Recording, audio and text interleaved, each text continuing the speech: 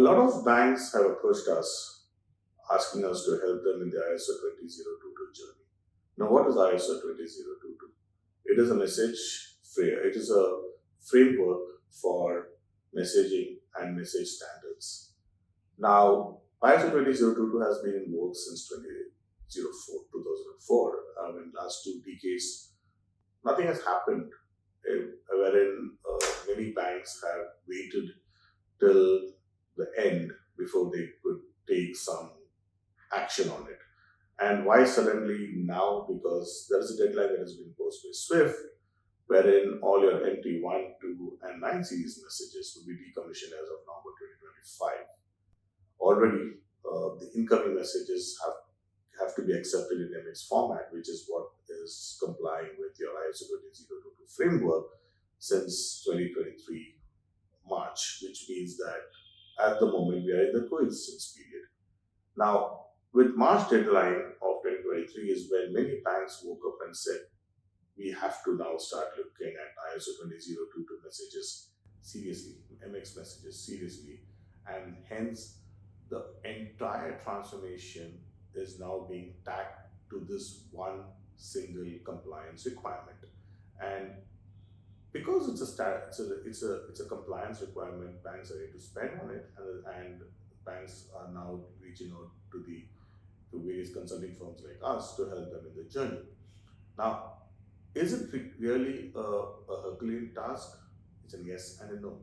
Why yes or why no? Yes, because if you're on a legacy architecture, then it is a yes, because you have to do a lot of transformation, especially if you're running on legacy platforms, or if you have a complicated architecture, then it is going to be a difficult task. But if you're on a modern architecture, if you're running on an event-driven architecture, if you have microservice-enabled channels, then it's going to be relatively easier for you to do the transformation, because it will be a simple upgrade of your platforms. Or if you already have a legacy payment hub, then, I won't say legacy payment hub, but rather a payment hub that was implemented in the past, then a simple upgrade of the payment hub itself would be able to help you transform your messages from MT to MX formats. And in fact, some of these payment hubs actually are helping you much more than just an ISO 20022 compliance standpoint, but at least it helps you to tick the box. However, one more thing that banks have to take into account is ISO 20022 is just not a tick in the box, just not a technology transformation. It's actually a business transformation if you look at it in the way that you can leverage this opportunity. It helps you to enrich your data. It helps you to structure your payment data flow. What does that mean? That means, A, you could actually help to reduce the friction in your payment process. B, it helps you to get more data from clients. Obviously, the data that you get from clients have to be impacting their customer experience. But the more you get the additional data, it helps you it helps in your analytics. It helps in providing high personalized experience to your customers. And it also helps you to manage the interactions with your corporate customers, especially where you're processing bulk payments, payroll, and large files, because the entire flow can be streamlined.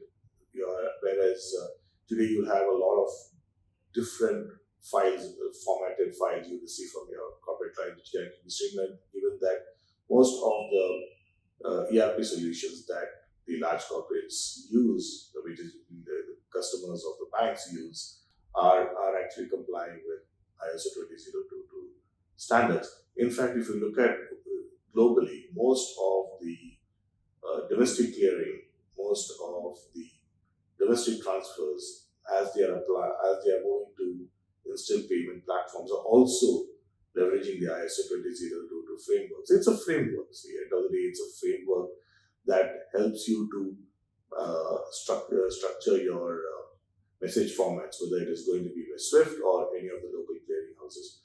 But what it has done, it has helped you to have a unified, standardized format across payment rails, and that is what is going to help transform business in the future. Just not transform technology within the organizations or within the banks, but transform the way payments are going to be done in the future. Now, open banking, I mean, ISO 2002 is going to increase your adoption of open banking in many countries where open banking has just been recently launched. So it's don't look at it from a technology transformation perspective. Though a lot of work will have to be done on the underlying technology if you're running on a legacy architecture, but look at it from a business transformation standpoint. Look at how you can enrich your data, how you can look at enriching or enhancing your payment screening process by reducing false positive as well as reducing any kind of payment which is going to be missing your compliance checks. So look at it from a business standpoint rather than looking at purely from a technology transformation standpoint.